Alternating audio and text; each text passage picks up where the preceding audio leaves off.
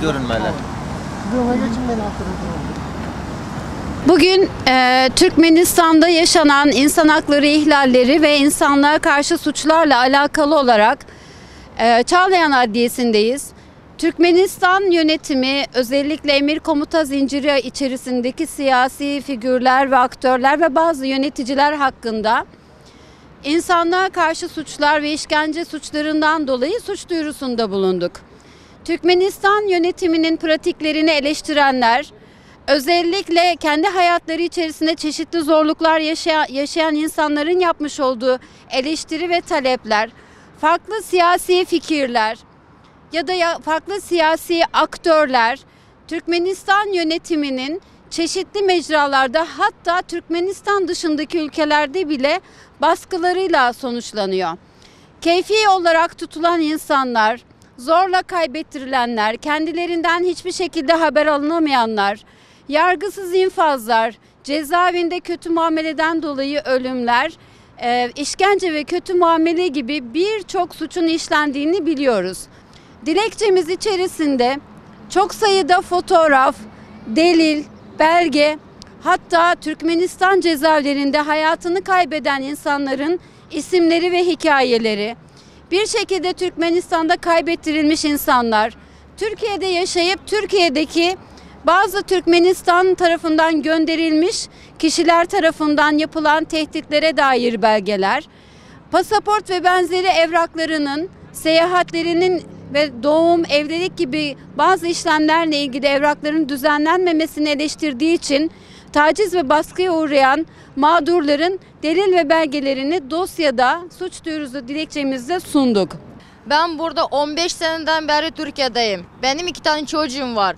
Ve ben konsosluk yüzünden, bizim devlet yüzünden o çocuklara kimlik alamadım. Benim eşim Türk vatandaşı.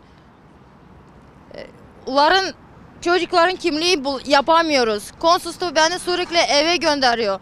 Eve hak hukukunu talep eden vaktinde beni Türkmenistan'da baskının altında, bizim ailemiz baskımız altında oluyor. Biz adalet talep ediyoruz. Çocuklarımıza, benim bu kadar bir sürü insan, kadınlar var benim duruma düşen. Haklarımızı istiyoruz. Çocuklarımız haklarımızı istiyoruz. Bildiğiniz gibi Türkmenistan gerçekten bütün devletlerin ünlü örgütlerine üye. İnsan hukuklar koruyucu da aralarında hatta bu konuda. Ama kendi ülkesinde bu örgütler hiçbir etki olmadığından dolayı, diktatör sisteminden dolayı anayasa temel hakları, insanların haklarını, söz özgürlüğüne ya basit olan dini uyuşu şartlarını bile kısıtladığından dolayı genellikle Türkmenistan'ın vatandaşları yurt dışına kaçmak zorunda kalıyor. Zaten o sistemde söz özgürlüğü ya basın özgürlüğü hiçbir yok şartlarda. Bu konuları gerçekten ele alarak hatta en basit olan sivil topluluğu bile kendi aralarında sivil polisler gibi arkadaşları koyarak kontrol altında saklıyor. Türkmenistan'ın İçişler Bakanı, bir de Türkmenistan'ın Milli İstihbarat Bakanlığı ya olması eski ismiyle KGB kendi milletine karşı temel haklara, anayasanın temel haklarını aykırı şartında bayağı zulme mağdur kaldırıyor. Men bu çıkış etmek bilen, yani söz sözlemek bilen Türkmenistan'ın hava menzilinde Türkmenistan halkına döredilen kıyınçılıklar var da gurrun vermekçe. Yani benim özüm 2016 yılda Türkiye hükümetine, Türkiye devletine qaytmak için bilet alanımda o aeroportta pasportun falşivi, orijinal değil. Ya adını ütköttün mü, familyanı ütköttün mü deyip dürlü bahanalarla iza qaytarıldım. Migrasiya bölümüne barıp anıklasam, Türkmenistan'ın Migrasiya Kanunu'nun 30. maddasının 8. punktu esasında qaytarıldın deyile. Yani bir yerde belli bir kurama, bir yerde bir hilli sözlep, başka yerde başka hilli sözleyem. Bu diktatörlük değil de eysem neme deyip at vermeli.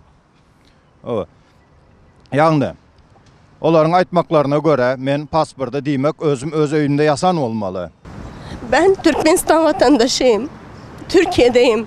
Yolların açılmasını talep ettiğim için ülkemde çocuklarım baskı görüyor. Adalet yokluğunu söylemek istiyorum ve ellerinizi çocuklarımdan çekmenizi istiyorum. Bütün annelerin adıyım, bütün mağdurların adıyım. Lütfen Türkiye bize duyarlı olmasını istiyorum. Bizim çok insanlarımız mağdur. Yollarımızın açılmaması için elinden gelenini yapıyorlar. Herhangi bir evrak bile vermiyorlar. Pasaportlarımız yok.